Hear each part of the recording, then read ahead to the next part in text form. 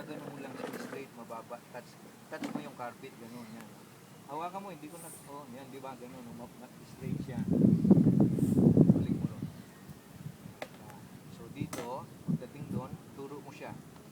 Yan, oh, dito yung turo eh. Doon, sa club yan. Ang technique, ito lang, oh. Ang technique yan. Ganun mo lang siya. Yan, yan, diba? Tamo straight dito. Yan ang technique. So, gagawin mo na gano'n. Tapos ikot ng balikat kaunti. Yan, huwag kang tumayo. Ha? Yan, okay. Tapos kuklose mo yan. Pagdating dyan, i-close mo to pati shoulder mo. Dyan lang ang tingin, ha? Pati yung hips, close na siya. Close, gano'n.